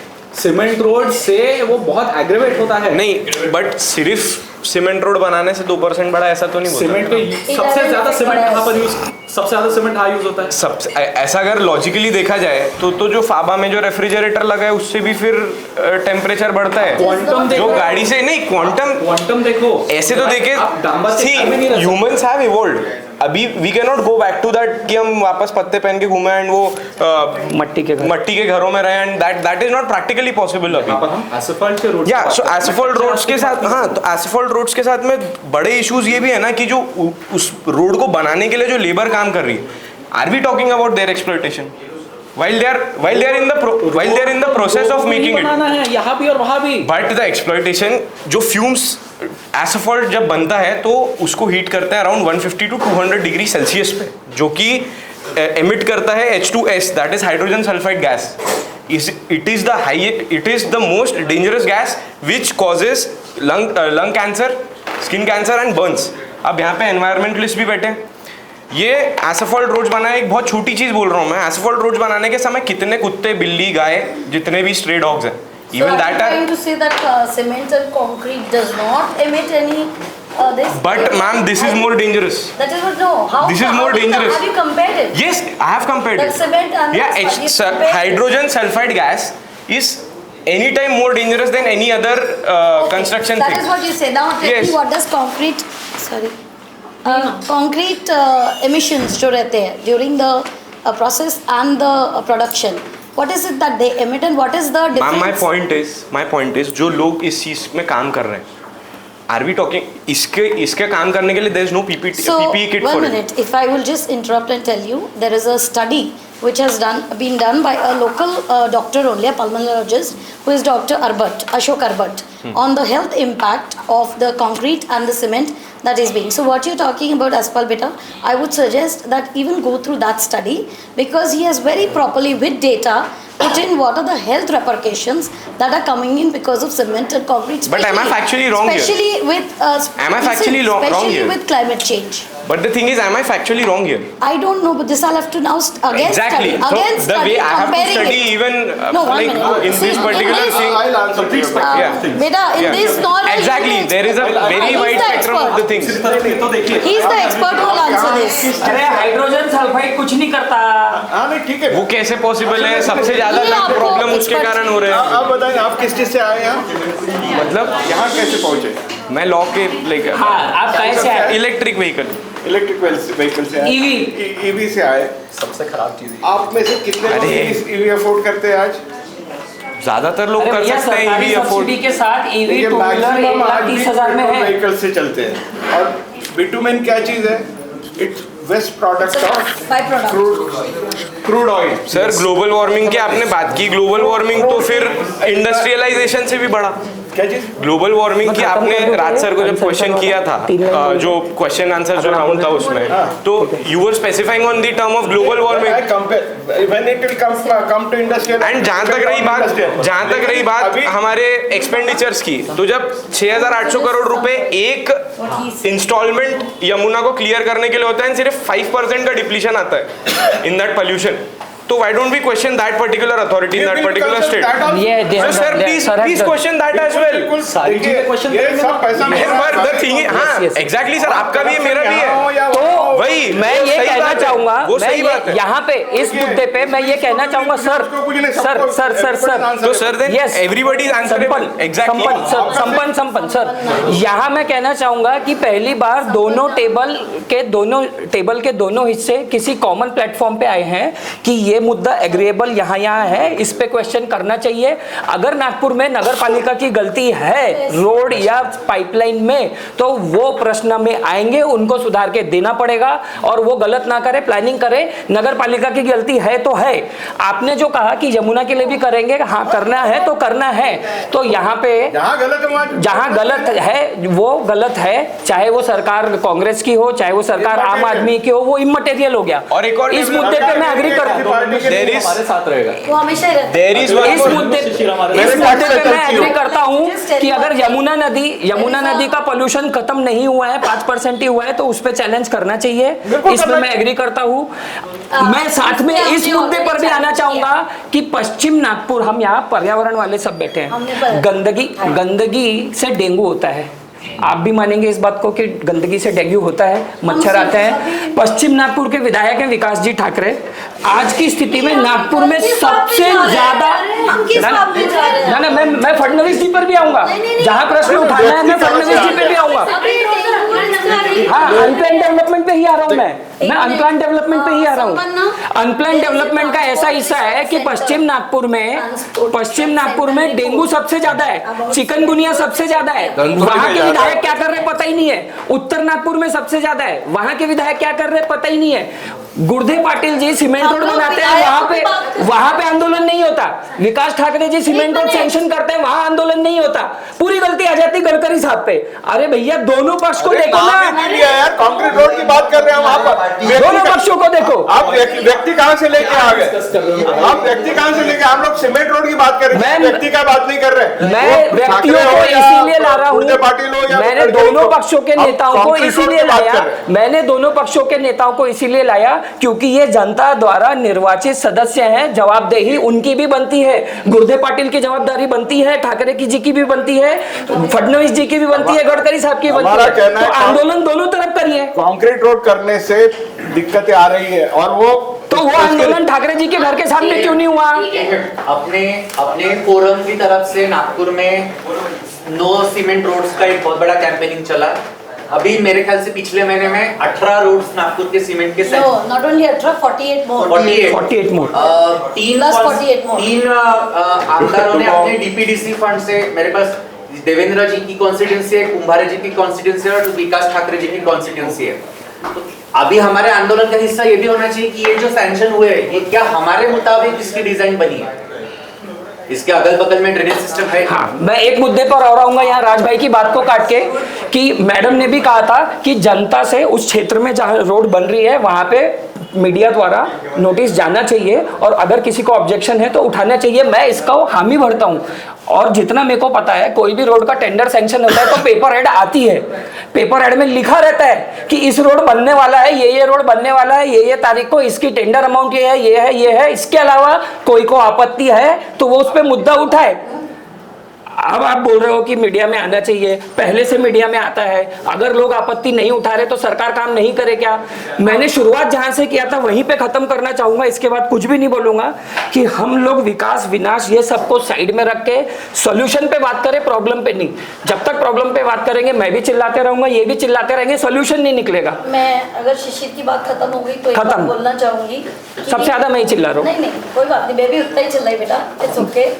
होता रहता है, मतभेद होते रहते हैं, होने भी चाहिए, तभी तो चर्चा होती है। लेकिन आई एम सॉरी सबसे पहले, क्योंकि बेटे को बेटा बोला है तो बट ऑफ कोर्स कोई चीज़ बोलनी नहीं चाहिए थी, ठीक है, I am sorry for that. But मैं आपको ये बताना चाहूँगी कि जब पार्टी इन पावर रहती है, चाहे कोई भी पार्टी हो, आई एम कम्प्लीटली अपॉलिटिकल, लेकिन मेरे पास पेपर्स के साथ प्रूफ है ये बताने के लिए कि जो फंड सैंक्शन हुए हैं तो पार्टी इन पावर के जो आपके विधायक नहीं हैं उनको कम सैंक्शंस मिले हैं।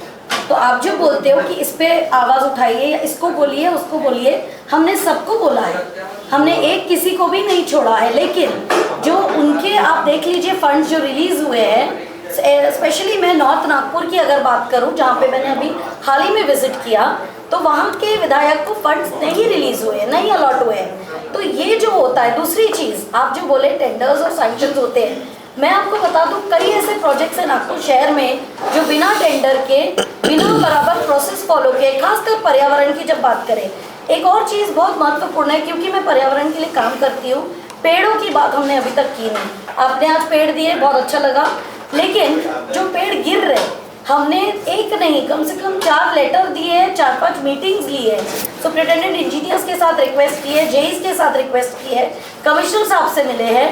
डी चौकिंग का मुद्दा जो हमने उठाया, चलिए जो रोड हो गए उसमें तो आप कर नहीं पाए, अभी आप इंस्ट्रक्शन निकालोगे, लेकिन जो रोड बन रहे उस पर भी आप पूरा कंक्रीट भर रहे हो।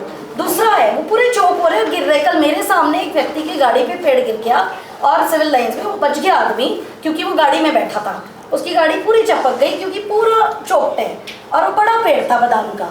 तो ये एक बहुत बड़ी समस्या है जो हमको जिस पे विचार करना बहुत ज़रूरी है। दूसरा सबसे बड़ी चीज़ है, जब कंक्रीट की बात करते हैं तो basically cement roads of highways और when there is a traffic assessment. तो संपन्न मैंने आपको बोलना चाह रही थी, ट्रांसपोर्ट रिसर्च सेंटर का एक रिपोर्ट है for Indian roads and Indian soil which is very necessary. आप जो बोले हाई कॉस्ट कैसे होता है, आप प्लीज़ देख लीजिए, खासकर नागपुर में there is black cotton soil. तो उसके हिसाब से हमको क्या करना चाहिए ये पूरा ये रिपोर्ट में दिया हुआ है। ज़्यादा वक्त अगर लूँगी तो बहुत डिटेलिंग में है। सबसे इम्पॉर्टेंट चीज़ जो अभी के रोड्स बन रहे हैं उसमें आपने गट्टू में बोला था पानी पर्कोलेट होगा, लेकिन उसके नीचे भी आप कंक्रीट लगा रहे हो। और जो डी चौकिंग की बात मैंने की, बड़े बड़े पेड़ जो गिर रहे हैं, एक बारिश आती है, एक स्टॉर्म आता है और आपके पेड़ गिर रहे हैं, तो ये कंक्रीटाइजेशन, तो ये सारी चीज़ें। So there are 2 things, one is the technical aspect and then is the administrative aspect. तो दोनों चीज़ें, how you make the road और ये, और नो मोर सीमेंट रोड में एक चीज़ और बता दूँ, हमने मेन रोड्स और इसके लिए नहीं बोला था। हम जो गली गली, आप यहाँ इकोनॉमी बढ़ाने की बात करते हैं, लेकिन आज गली गली में कोने कोने में सीमेंट भर गया है, जिसकी वजह से रोड्स ऊपर हो गए। अब घर कोई ऊपर नहीं कर सकता। आप जब कोई चीज़ प्लान करते हो, जब आर्किटेक्ट से घर बनवाते हो, तो सबसे पहले प्लान बनता है। प्लान के हिसाब से हम लोग स्टेप वाइज काम करते हैं। आज जो शहर में हो रहा है, पहले रोड बन गया, अरे पाइपलाइन भूल गए, अब फोड़ो, अरे फिर उसको रिपेयर हो गया, अच्छा सीमेंट रोड रिपेयर नहीं होता, फोड़ना ही पड़ता है। उसका रिपेयर मेंटेनेंस कॉस्ट बहुत हाई है, ये कमिश्नर साहब खुद बोल चुके हैं उनके मीटिंग में। सेकेंड थिंग इज, आपने जो बोला कि कैसे ये रोड का ये होता है नियोजन, तो आपका पाइपलाइन नहीं है, आप अंडरग्राउंड केबल नहीं है, आपकी सीवेज लाइन्स, अगर जैसे शिशिर ने कहा कि ब्रिटिश कालीन ड्रेनेज लाइन्स है, तो सबसे पहले जब हम अरबों खरबों रुपए खर्चा कर रहे हैं शहर में, इतना सारा विकास का काम कर रहे हैं, सबसे पहले हमने क्या करना चाहिए था? ड्रेनेज का मैप बनाना चाहिए था। We should have actually catered to this, क्योंकि 4 घर की बजाय 10 घर बन गए, 10 की बजाय 100 बन रहे। पॉपुलेशन कंट्रोल तो है ही नहीं हमारे पास, ना कोई इसका प्रोविजन है। तो सबसे पहले हमने ड्रेनेज लाइन ठीक करनी थी, क्योंकि वो है ही नहीं। और ये मैं अपने मुंह से नहीं बोल रही हूँ, ये कमिश्नर साहब ने खुद मीटिंग में बोला है कि यस, हमने इस चीज़ पे ध्यान नहीं दिया। 4 फेज रोड के हो गए, लेकिन हमने रेन वाटर हार्वेस्टिंग का प्रोविजन नहीं छोड़ा है। We have realized our mistakes. So he said these are not mistakes ma'am, I agree, these are blunders that have been done. And हम लोग जब से मीटिंग के लिए वेट कर रहे हैं उनके सुपरिटेंडेंट इंजीनियर्स और जेईस के साथ, क्योंकि हर जोन में जहाँ जहाँ होता है। तीसरी बहुत इंपॉर्टेंट चीज़, मैं आपको यही इंटरप्ट करूंगा मैम, आप एकदम सही कह रहे हैं। नगर पालिका की यहाँ पूर्णतः गलती आती है, उन्होंने ये काम नहीं किया, बराबर है। लेकिन मैंने उनको वही चीज़ पूछी कि अगर ये चीज़ें बिना टेंडर के कोई चीज़ जाती है, आप वेबसाइट पे देख लो, आपको ये 17 रोड का टेंडर का जो है वो नहीं दिख रहा है, आपको 48 रोड्स का टेंडर का ई वेबसाइट पे नहीं दिखता है, कुछ भी नहीं उस पर अवेलेबल है पढ़ने के लिए। तो मैं बीच में मत बोलिए प्लीज़। तो ये वेबसाइट पे जो है ये सारी डिटेल्स आनी चाहिए। स्टॉर्म वाटर ड्रेन के लिए हमने उनको बात की, तो ही सेड कि यस लेट मी चेक, मुझे नहीं पता ये हुआ है कि नहीं हुआ है। ये सारी चीज़ें 1 to 1 हुई है, कोई मेरे अकेले के साथ नहीं, 20-25 लोग उस मीटिंग में थे, तब ये बात हुई है। तो मेरा कहना है कि अगर हम विकास की बात करते हैं, तो आम आदमी के विकास की बात करते हैं, शहर के विकास की बात करते हैं, तो there should have been a step wise planning. आप जो मेन रोड पे बना रहे हो, हमने कभी नहीं बोला, मेट्रो बनी हमने कभी नहीं बोला, उसमें भी पर्यावरण का नुकसान हुआ, लेकिन आप वही गलतियां बार बार दोहराते रहोगे। आपने एक एग्जाम्पल दिया था रानी झांसी चौक का, कि हर साल वहाँ बोट चलती, उसी टाइम पे हमने एक थर्ड पार्टी ऑडिट क्यों नहीं किया कि how are we going to address the road network in Nagpur city? Why didn't we have a proper road map ahead where we plan कि okay I want to have a cement road, यार मुझे यहाँ cement road बनाना है, इसका नियोजन कैसा होना चाहिए? आपकी स्टेक होल्डर मीटिंग्स क्यों नहीं हुई? आप दिन दिन पर मीटिंग्स करते हो, कहाँ है नागरिक उस मीटिंग में? मुझे एक दिन बताया जाता है, सुन लो, एक ही मिनट में एंड कर रही हूँ। पुणे से कोई कंपनी आती है, हमने ये भी आवाज़ उठाई है कि why aren't you being vocal for local? यहाँ भी एक्सपर्ट्स हैं, आज पौड़े सर जैसे एक्सपर्ट्स हैं, पौड़े सर का ज्ञान तो है, पूछा नहीं जाता है। जब वहाँ जाके बोलते हैं तो बोलते हैं हाँ गलतियाँ हुई हैं, ब्लंडर्स हुए हैं, लेकिन लोकल एक्सपर्ट्स नहीं। क्या छुपाना है आपको? अगर आप सही में अच्छा काम कर रहे हो, आपको छुपाना क्या है?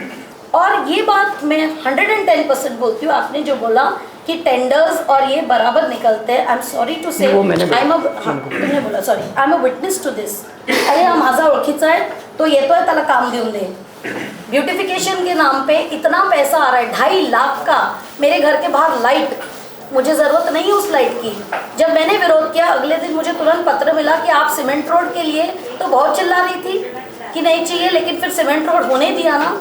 तो मैंने बोला सर आधा काम हो गया है और आधा काम अब छोड़ दोगे, लोगों के घरों में पानी जाएगा तो मेरे को ही गाली पड़ेगी, क्योंकि अब तो हो गया रोड ऊंचा, अब आप इसका क्या ड्रेन का सिस्टम करने वाले बताओ? They have no answers and this is all 1-to-1 conversation. So planning has to be like how you plan your house, because when you plan a city, you plan it for 50 years. Yes. और दूसरा जो road फूट रहे हैं, ये सारी चीज़ें आपने 50 साल की गारंटी ली थी, आपकी 1.5-2 साल में ही वो रोड्स में क्रैक्स आ रही है। तो where is the accountability of my taxpayers' money? I want an answer from all the policy makers, all those who are sitting.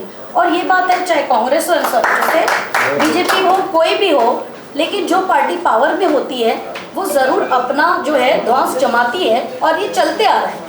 उसमें सबसे ज़्यादा नुकसान होता है सिर्फ नागरिक का बेटा। मैडम ने जो भी बोला सही बोला होगा, ऐसा मेरे को उम्मीद है, उनका अनुभव ज़्यादा है। आप मेरे को पहले एक बात बताइए इसके पहले कि मैं आगे कुछ बोलूं। आप हमने शब्द का प्रयोग कर रहे हैं, हमने से आपका मतलब आपका या संस्था का है या आम आदमी का है? क्योंकि मैं कुछ बोलूंगा तो आप बोलोगे पर्सनल कमेंट्री है। देखो हमने मतलब मैं महानगर पालिका के साथ गए 12-15 साल से काम में। आप महानगर पालिका के साथ चर्चा आपने की, आपकी संस्था के रिप्रेजेंटेटिव बन के? संस्था के रिप्रेजेंटेटिव, संस्था के नाम से जो भी गलत, जैसे इसने यमुना की बात की, आपको शायद पता नहीं है कि हमने यमुना के इसके ऊपर भी आवाज उठाई है।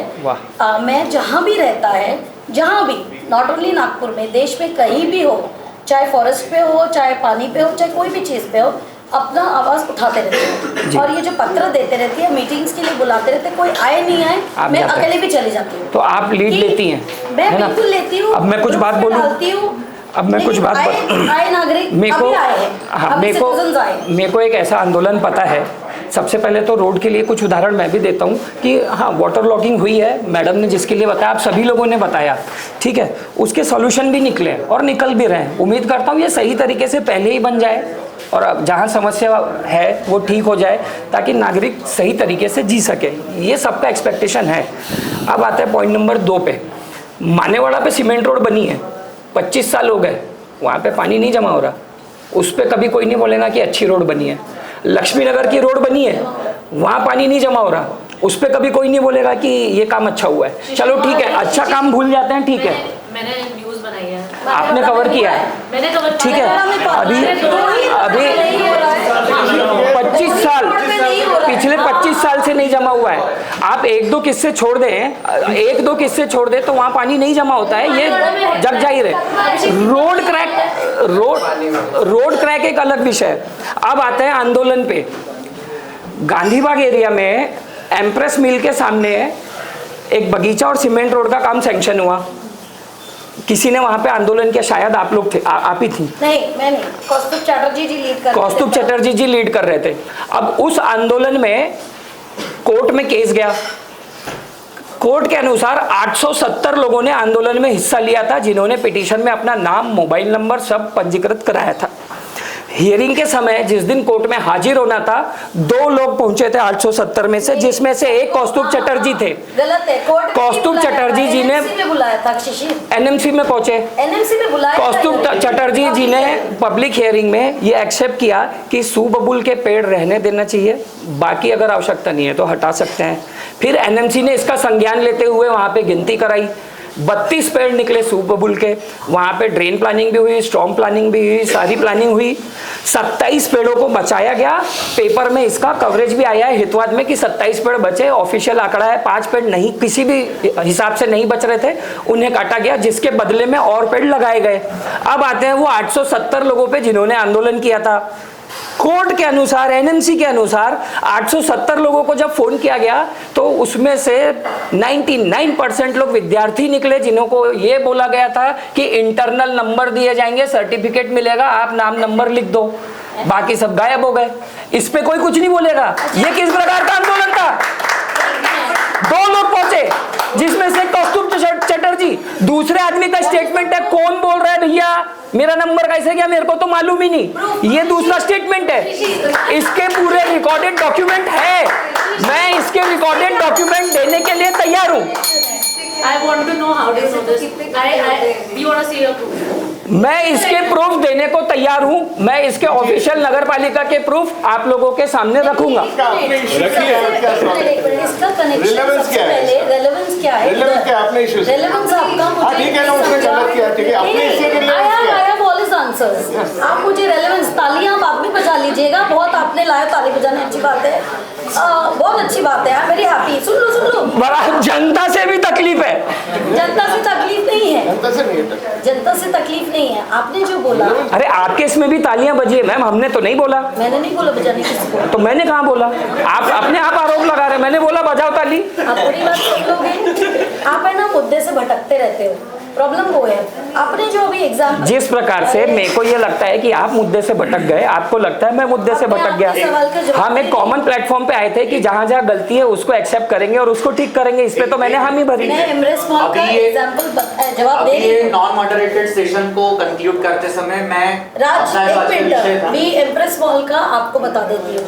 आपको लगता है आंदोलनकारी, मैं आपको बताऊं, जब तुम सुबह की बात की, सबसे पहले तो गवर्नमेंट लिस्ट में सुबह था ऑफिशियली, जो अभी कुछ टाइम पे जब से हमने संपर्क साधा है स्टेट गवर्नमेंट से और बोला है कि आप लोग सुबह जो है वो इसी तरह उग जाते हैं, जो अगर आप बीज भी गिरे सुबह के तो सुबह आ जाते हैं, लेकिन हाँ इन्वेसिव स्पीसीज है, but it was on the governments official list. आपको शायद ये बात पता नहीं, जो लोगों को भी पता नहीं होगी, कि हम लोग बहुत व्यक्ति थे जिन्होंने सरकार को इस बात के लिए पत्र भी लिखा। और आपने जो एम्प्रेस मॉल की बात की, 800 कुछ लोगों का, 870 जो भी है 870, मुझे नहीं लगता इतने थे ऑब्जेक्शंस, क्योंकि मुझे जो पता है मैं उस हियरिंग में थी और मुझे ये बोला गया था, तो मैंने खुद विजिट करने के बाद, हम 6 लोग थे, आप गार्डन डिपार्टमेंट से पूछ सकते हैं। आंदोलन सिर्फ आंदोलन के लिए नहीं किया जाता, हमने खुद होके बोला था कि ये इन्वेसिव स्पीसीज यहाँ बढ़ गई है, बिकॉज वो जब से बिल्डिंग गिरी तब से कुछ नहीं हुआ वहाँ। So please go ahead with this project if it is going to ease the traffic in that area. ये शायद आपको नहीं पता, ये हमने खुद होके बोला है। तो जहाँ पे ज़रूरत रहती है ना, वहाँ पे सिर्फ आंदोलन या विरोध करके मतलब नहीं है। You cannot be just a negative. तो यहाँ पर भी हम दोनों कॉमन प्लेटफॉर्म पे हैं। तो ये चीज़ हुई है, इसलिए मैं बताना चाहती हूँ। अभी ये ओपन विदाउट मॉडरेट सेशन का थोड़ा सा कंक्लूजन करते समय, मैं आज का जो टॉपिक था कि cement road and unplanned development, तो अनप्लान्ड डेवलपमेंट में और भी कुछ चीजें आती है जिसके ऊपर थोड़ा सा फोकस डालना चाहूंगा। नागपुर में एक बर्ड रेस नाम का इवेंट होता है, शायद आप लोगों को सबको पता होगा। बर्ड रेस ने वैसा नहीं कि पक्षियों को खड़ा किया और रेवंती स्टार्ट, एक जगह पे सुबह से शाम तक ऐसे कुछ पर्टिकुलर समय पे कितने बर्ड्स स्पॉटिफाई होते हैं, उसके हिसाब से उस जगह की इकोलॉजिकल वैल्यू जो भी मापदंड निकाले जाते हैं। मुझे ये कहते हुए खुशी होगी कि पूरे भारत में नागपुर में सबसे ज्यादा 172 बर्ड्स एक ही जगह पे एक दिन में स्पॉटिफाई हुए। वो जगह है अंबाझरी का बैकयार्ड। ठीक है, अंबाज अपनी जो नागपुर में देखिए, समझिए कि नागपुर में 14 तालाब है और 3 नदियां हैं, एक भी नेचुरल वाटर रिजर्वायर नहीं है, ये सारे मैनमेड है, गोंडों ने और घोसलों ने बनाए हैं।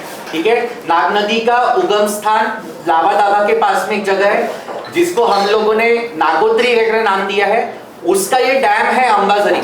अंबाझरी तालाब से नाग नदी शुरू नहीं होती है। ठीक है, ये आप सबसे पहले क्लियर कर लो। 14 तालाब थे इन अ वेरी बैड कंडीशन, अभी कुछ 7-8 ही बचे हैं, जिसमें से भी ड्रिंकिंग वाटर के लिए शायद कोई नहीं बचा है। तो हम लोगों को वाटर बॉडीज के बारे में भी सोचना पड़ेगा। नागपुर एक जैसी कि राजाओं द्वारा बसाई गई एक सिटी है, यहाँ पे कुछ बावड़िया है, यहाँ पे शिवाजी महाराज के किले हैं, यहाँ पे ग्वाल वंशियों के किले हैं, यहाँ पे गोंडों के किले हैं। हमारे पास हेरिटेज कंजर्वेशन के नाम पे हम लोग क्या कर रहे हैं। आनंद नाम का शहर है, 100 करोड़ रुपया उनको स्मार्ट सिटी के लिए मिला, जिसमें से 40 करोड़ ने केवल बावड़ी कंजर्वेशन के लिए लगा। जहां हम बावड़िया भूलते जा रहे हैं, वहां पे वाटर स्केर्सिटी आ रही है। हम लोग नागपुर, ये शुष्क वर्गीय प्रदेश कहला जाता है, सूखा है। हमारा भारतीय संविधान बोलते हैं कि 200 फीट के नीचे आप ये धरती माता को गड्ढा नहीं खोद सकते। 200 फीट के नीचे गए तो बाय लॉ आप एक गुनाह कर रहे हो, अगेंस्ट द लॉ जा रहे हो। और हमारे जस्ट बगल में ही अमरावती है, एक किसान 800, 900, 1200 फीट तक खोदते गया और तुरंत लावा आया, और जिस मशीन से खोदा था वो मशीन वहीं के वहीं पे चल के खाक हो गई। हम लोगों को इसकी तरफ भी देखना पड़ेगा। अब नागपुर की लोक संख्या धीरे धीरे बढ़ते बढ़ते मेरे ख्याल से कुछ 47 लाख तक गई है। सुदैव बोलो या दुर्दैव बोलो, नागपुर राजधानी थी, तो कई सारे सेंट्रल गवर्नमेंट के डिपार्टमेंट नागपुर में है। एक अच्छी सेफ सिटी के तौर पे जो भी रिटायर्ड होता है, he prefer to be in the Nagpur, spent and buy property and spend his whole life here, जिसके कारण भार पड़ते जा रहे हैं। सारे बड़े बड़े शहरों के लोग यहाँ एम्प्लॉयमेंट के लिए आ रहे हैं। ये चलते चलते हम लोगों को कितना NATP सैंक्शन करना है, इसकी भी हमारी एक प्लानिंग में योजना होनी चाहिए। अभी नागपुर को हॉरिजॉन्टल ग्रोथ नहीं चाहिए, अभी नागपुर को शायद थोड़ी वर्टिकल ग्रोथ चाहिए। इसके ऊपर भी कुछ पॉलिसी मेकर्स ने सोचना चाहिए। तीसरा, ये जितने भी मैंने वाटर बॉडीज की बात करा था, क्या हमारा शहर रामसर कंजर्वेशन के तहत सारे norms and rules and regulations follow कर रहा है क्या? A big success to our movement is भारतवर। ऐसे कई सारे चले हैं, अजनीवन का भी मुद्दा उठा था, ठीक है। जब हम लोग पेड़ों की बात कर रहे हैं, नागपुर ग्रीन सिटी का दूसरे नंबर की सिटी थी और लगातार मेरे ख्याल से 6-7 बार अवार्ड मिला है। आज हम लोग घसर घसर के 27वें पायदान पे आए हैं। 58 मुझे तो second greenest in the country. Yeah, exactly. 58 down in Maharashtra. तो अभी हम लोग घस रहे हैं। जब ये ग्रीनरी डेवलपमेंट का हुआ तो एक समझने वाली बात आप सबको मैं बताऊंगी कि जब अंग्रेज भारत में आए, क्योंकि अंग्रेजों की एक छावनी नागपुर में भी बहुत बड़ी बनी थी, इन्होंने अपने साथ साथ संस्कृति के द्वारा पर्यावरण संस्कृति पे भी आघात किया। तो हमारे कुछ नेटिव उपयोगी आयुर्वेदिक औषधीय पौधे हैं, उन सबको थोड़ा सा खरीद उन्होंने अपने पौधे लाए। देखिए सुबोबुल की बात उठी थी, हमारे गांव में सुबोबुल को लोग आज भी इंदिरा गांधी पौधा कहते हैं। आज भी गाजर घास को लोग कांग्रेस घास, क्योंकि वो रेजिम में शायद आया है लोगों के मन में, क्योंकि वो बेचारे उतने समझदार, वो भय की बात। ऐसे अकेशिया, फाइकस, रेंड्री, नीलगिरी, गुलमोहर, सप्तपर्णी, ऐसे कई सारे पौधे हैं जिनको हमने नहीं लगाना चाहिए। इस साल बहुत सारे पौधे गिरे। गार्डन डिपार्टमेंट का एक जस्ट थोड़ा सा रिपोर्ट मैंने जब पर्सनली सर्च किया, 90 to 95% जो पौधे गिरे हैं सारे विदेशी वनस्पतियां गिरी है। नागपुर का टेम्परेचर इस वक्त पता है आप लोगों को कितना गया? 53 तक टच किया है। हमारा प्रेडिक्शन था 49, 53 तक गया है। हमारे नेटिव पौधे वो त्या उन्हाचा तडका सहन करत होते, हे सगळे झाडं कोलमडून पडले। तर इथे कुठेतरी आपल्या पॉलिसीचा दोष है कि हम लोग कोई भी विदेशी पौधा यहाँ नहीं लगने देंगे। तो हमारे जो नेटिव है वही हम लगाएंगे। और तीसरा, ये मैंने कमेंट करना शायद थोड़ा सा हाइपरबोलिक या ओवर एक्सैगरेटेड लग सकता है, जितने निर्माण कार्य चल रहे हैं इसमें से डस्ट पोल्यूशन बहुत ज्यादा हो रहा है, इसमें से साउंड पोल्यूशन, सारे रोड के काम ये मशीनरी रात में काम करती है। और मेरे घर से 2 किलोमीटर दूर पे रोड बन रहा है, वहां से मुझे आवाज आता है। मैं जहाँ रहता हूँ नंदनवन में, वहां से 6 किलोमीटर पे भांडेवाड़ी डंपिंग यार्ड है। पॉपुलेशन जितनी बढ़ गई, 2 डंपिंग यार्ड्स अभी हिंगना में भी प्रस्तावित है। After spending hill lot of money on researching and coming to the conclusion, मिरी ने किया कि इसका पोल्यूशन कैसे कम किया जाए, क्योंकि यहाँ से मॉस्किटोज आ रहे हैं, वो सारे संयंत्र शाम को खुलते तो बहुत बड़ी दुर्गंधी आती है। So they came up with a very simplest solution कि we have to make a 200 feet width का एक ग्रीन बेल्ट। अब तक हम लोग नहीं बना पाए। सिम्बोसिस को जब उसको चिपक के भांडेवाड़ी को जगह मिली, तब जाके हम लोगों ने एक 1.7 किलोमीटर का मियावाकी ग्रीन बेल्ट तैयार किया। क्या ये हम सब तरफ कर सकते हैं क्या? सुगंधी पुष्टिवर्धन के तर्ज पे हम लोग सुगंध देने वाले पौधों की लागवड़ जगह जगह पे कर सकते हैं क्या? डस्ट पोल्यूशन, साउंड पोल्यूशन को एब्जॉर्ब करने के लिए ऐसे ध्वनि शामक पौधों का चयन करके उनको लगा सकते हैं क्या? दिन भर में इतना सा, क्योंकि वाहनों की संख्या बहुत बढ़ गई है नागपुर में, बहुत ज्यादा बढ़ गई है। और कॉमनली ऐसा समझ में आता है कि घर में जितने मेंबर हैं उससे शायद ज्यादा वाहन भी होंगे। हर एक का अपना एक 2 व्हीलर होता है, अपनी एक 4 व्हीलर भी होती है। तो रोड्स भी बहुत खराब है, बार बार ब्रेक दबता है, बार बार एक्सीलरेटर जाता है, पोल्यूशन बहुत ज्यादा एक्सीलरेट है। इन सबको सिक्विजिट करने के लिए क्या हमारे पास ऐसे कार्बन सिक्विजिशन, कार्बन सोक पिट्स है क्या? तो शहर में हम लोग एक भी आज नागपुर शहर में mini forestry, dense forestry, Miyawaki forestry, urban forestry नहीं है दुर्दैव से। जो है उनको भी आग लगाकर जलाया जाता है। और मैं आपको एक जस्ट फैक्ट बताता, क्योंकि हम सारे दोष सरकार पे नहीं डाल सकते। जब अंबाझरी का बायोडायवर्सिटी पार्क घोषित हुआ, वो पूरी ग्रासलैंड थी, हर साल वहां पे आग लगती है 4-5 साल से। ये लगती है या लगाई जा रही है? क्योंकि जब वो डिसाइड हुआ, उसके पहले जितनी भी lake sides, lodges, restaurants and open gardens के लिए जगह अलॉट हुई थी, वो सारे बिजनेसमैन लोगों को लैंड एक्विजिट करके कंजर्व करने के लिए रखा। वो चिड़के मारे शायद ये करते हैं, ऐसा भी एक अंदाज है। तो हम लोगों को थोड़ा सा, जब हम लोग सरकार की तरफ उंगली दिखाते हैं, हाउ अबाउट मी, मेरे व्यक्तिगत स्तर पर भी मैं क्या कर रहा हूँ? क्या हमारे घर पे हम लोग, देखो नागपुर शहर की पानी की जरूरत भगाने के लिए पेंच नदी से पानी लाया जाता है, और जरूरत खत्म होने के बाद ये शुद्ध पानी है इसको हम कंटेमिनेट करके गोसेखुर्द में डाल रहे हैं। हम कहीं से ले रहे, कहीं पे डाल रहे। उधर डैम बनाने के लिए कई सारे गांव जल समाधिस्थ हो गए, और इधर में हमारा बोझा उधर गोसेखुर्द के अगल बगल वाले ले रहे। हम पर्सनल लेवल पे मैं समस्या गिनाने के बजाय समाधान, कि हम पानी लेते हैं शुद्ध, फिर भी हम आरओ लगाते हैं, तो पानी छोड़ते तो क्या हमारे पास इंडिविजुअल एसटीपी की व्यवस्था है क्या? ऐसी कुछ पॉलिसीज जब तक नहीं आती सरकारी स्तर पर, पर्सनल लेवल पे, हम शायद ऐसा सर्वांगीण विकास नहीं देख सकते। विकास तो बहुत होगा अभी, और हम लोगों को और आगे जाना है। और अब तो ये सरकार ने जो एक बेंचमार्क सेट किया, इसके बाद शायद कोई गवर्नमेंट है कि वो उससे और ज्यादा नासधूस करेगी। विकास का जो बांध निकला है ये रुकने नहीं वाला है, तेजी से आगे बढ़ेगा। हम लोगों को सस्टेनेबल डेवलपमेंट की तरफ सोचना पड़ेगा।